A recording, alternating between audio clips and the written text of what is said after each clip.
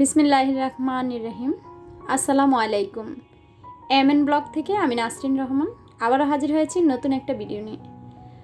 আশা করি দূরে কাছে, দেশে এবং দেশের বাহিরে যে যেখান থেকে আমার ভিডিও দেখছেন সবাই ভালো আছেন, সুস্থ আছেন।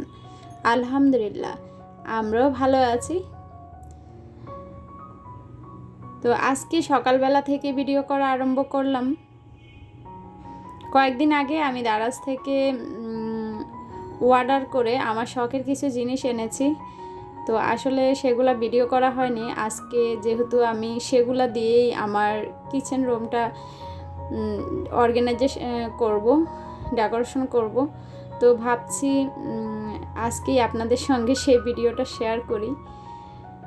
তো আজকে ভিডিওতে আমি আপনাদের সঙ্গে শেয়ার করব কি করে আপনারা আমরা গৃহিণীরাই, আমরা যারা ঘর সাজাতে পছন্দ করি, নিজেরাই আমরা কিচেনের জন্য র্যাক তৈরি করে নিতে পারবো। তো আশা করি আমার আপুরা আমার আজকের ভিডিও দেখলে আপনাদের কাছে কাজটি খুবই সহজ হয়ে যাবে। তো বলেছিলাম এই পার্সেলটা এসেছিল কয়েকদিন আগে। তো আসলে যখন এসেছিল তখন ভিডিও করে রেখেছিলাম, কিন্তু আপনাদের সঙ্গে শেয়ার করা হয়নি। আসলে আমরা যারা ইউটিউবিং করতেছি এখন, হয়তো আমার মতো সবাই মোবাইলেই মাঝে মাঝে অনেক পুরনো ভিডিও জমা হয়ে থাকে, সেগুলো আপলোড করা হয় না। তো আমারও মাঝে মাঝে এমন হয়। দারাজ থেকে যেদিন এনেছিলাম পরের দিন ভাবছিলাম যে সেটা শেয়ার করব, কিন্তু শেয়ার করা হয়নি এই জন্যেই যে ভিডিও যখন লম্বা হয়ে যায় তখন কিছু কিছু অপশন বাদ দিতে হয়।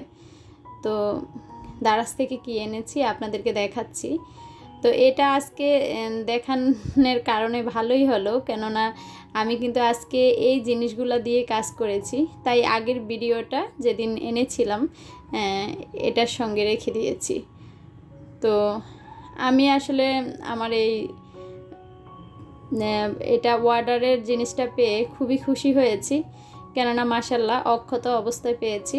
অনেকেই দেখি রিভিউ দেয় যে দারাজ থেকে আনার পর ভেঙে যায় বা যেটা অর্ডার দেয় সেটা পায় না।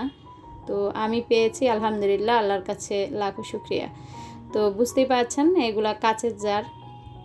তো আপনাদের ভাইও কয়দিন আগে এরকম এটা 1000 মিলির যে বয়ামগুলা সেগুলা এনেছিল। তো আমি সে বয়ামটা আমার কাছে এতই ভালো লেগেছে, তো আমি মনে করলাম যে এরকম যদি বয়াম পাওয়া যায় আমি অর্ডার করব। তখন যখন চোখে পড়লো অর্ডার করে দিলাম।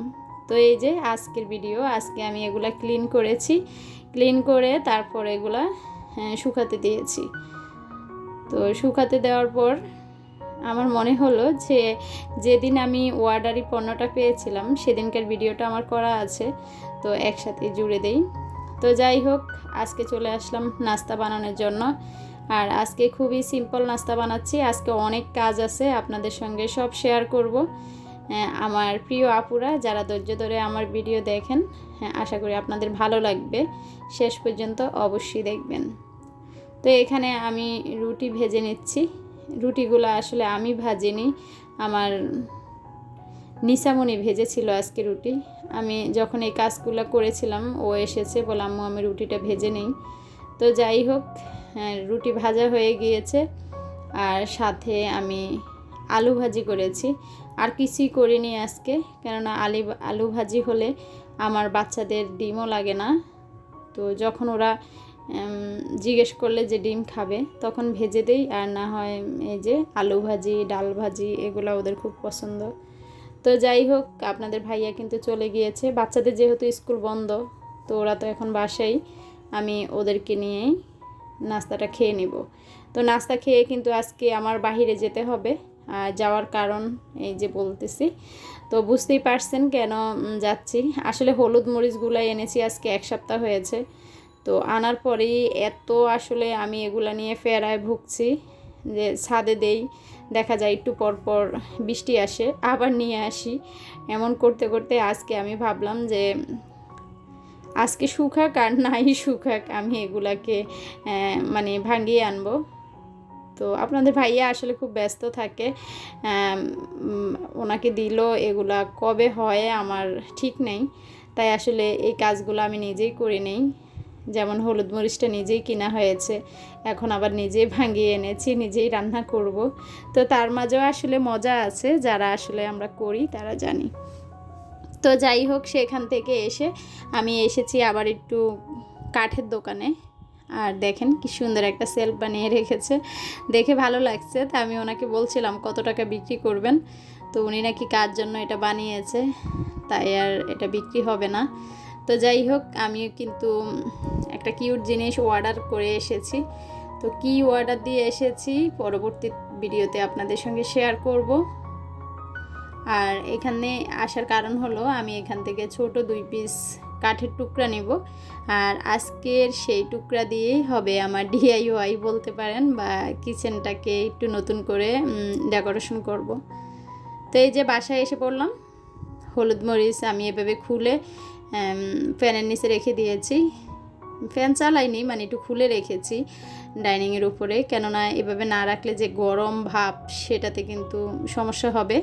তাই আমি এভাবে এখন খুলে রেখে বাকি কাজগুলো করে নিব।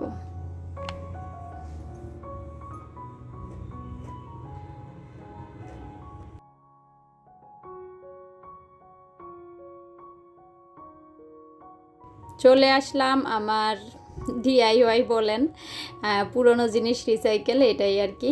তো এটা আমি বলেছিলাম যে আমার মেয়ের টেবিলটা ভেঙে গিয়েছে, ওর জন্য নতুন টেবিল কিনেছি। সেই কাঠগুলো আমি খুলে খুলে রেখে দিয়েছি। কয়েকদিন আগে আপনারা দেখেছেন আমি কয়েকটা র্যাক বানিয়েছি। তো আজকে আমি কিছু কাঠের শর্ট ছিল, সেটা এই যে এক টুকরা কাঠ এনে এই যে এখানে আমি তাকের মতো দিয়েছি। তো এখানে আমি একটা প্রথমে আপনাদেরকে দেখিয়েছি যে একটা আঠা এনেছি। আঠা এনে প্রথমে আমি আঠাটা দিয়ে লাগিয়ে তারপরে এই যে দেখেন এই দুই পাশে দুইটা তার কাটা বলেন কি বলেন আপনারা, এটা মেরে দিয়েছি। তো আসলে পুরাপুরি ভিডিওটা আমি শেয়ার করতে চেয়েছিলাম, পিটিয়ে পিটিয়ে লাগিয়েছি, কিন্তু যেহেতু আমি বসে বসে কাজ করেছি, যেহেতু নিজেকে দেখাই না, তাই আসলে এইসব ভিডিও করতে গেলে ঝামেলা হয়, তাই আবার লাগিয়ে আপনাদের সঙ্গে শেয়ার করেছি। আর এখানে আমার রান্নার রুমের যে জায়গাটা এতদিন কেমন ছিল দেখিয়েছি। তারপর আমি সব কিছু সরিয়ে তাকটা এখানে উঠিয়ে দিলাম। তো দেখেন, এটা আমি ওনার কাছে যখন আমি বললাম যে দুই পাশে দুইটা কাঠ দিয়ে এরকম দিয়ে দিবেন, কত টাকা নেবেন, উনি আমাকে বলেছিল উনি 600 টাকা নেবে। তা আমি বললাম আমার কাঠ আছে, এক টুকরা কাঠ হলেই হবে, কিন্তু উনি বলল ওনার মজুরি আছে, তারপর দেখা যায় উনি তৈরি করবে, 600 টাকা দিতে হবে। তো আসলে 600 টাকা নিজেই শেষ করে ফেললাম। তো আমি ওনাকে 100 টাকা দিয়ে কাঠের টুকরা নিয়ে এসেছি, এনে তারপর আমি ঘরের মধ্যেই সেলফটা তৈরি করেছি। তো আসলে ইচ্ছা থাকলে আমি মনে করি সবই সম্ভব, সাথে একটু ধৈর্য প্রয়োজন। তো এই যে র্যাকটা তৈরি করেছি, এখন আমি আপাতত এই যে এটাতে একটু দেখেন নিচে, ওর যেহেতু এটা পুরনো টেবিল খুঁত থাকবেই, তো এটা আমি এখন আপাতত রেখেছি। যেমন ওই যে হ্যান্ডেলটা এখন প্লাগ পাইনি, খুলতে পারিনি। তো কিছু কিছু কাজ আছে এটাতে আমি একদম রং করে দিব, তো রংটা করব আমি পরে। আপাতত আমি এই যে আমার দারাজ থেকে যে কাচের বয়ামগুলো এনেছি সেগুলো দিয়ে একটু সাজিয়ে রেখেছি। সাজানোর পর এই যে খুব হালকা পাতলা হয়েছে আসলে, আর কিছু পট রেখেছি যেগুলা ফেলে দিব। তো আপাতত এই যে এভাবে গুছিয়ে রেখেছি। তো ভালো লাগছে আসলে, একটু গুছানো হলে সব কিছুই পরিপাটি লাগে, ভালো লাগে।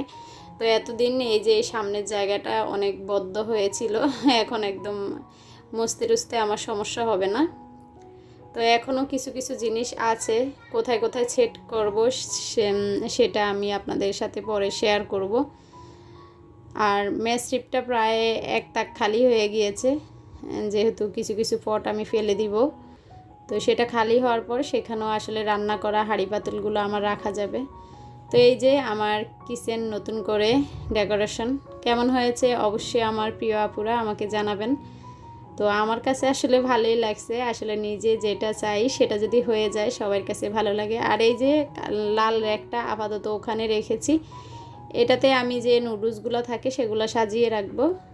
তো কালকের ভিডিওতে আপনাদেরকে আবার পুরোপুরি দেখাবো যে কিভাবে বাকিটা সাজিয়েছি। আজকে এই পর্যন্তই রেখেছি, অনেক কাজ করেছি আসলে, বাইরে গেলে পরে খুব টায়ার্ড লাগে। আজকের ভিডিও এই পর্যন্ত। সবাই ভালো থাকবেন, সুস্থ থাকবেন। আল্লাহ হাফেজ, আসসালামু আলাইকুম।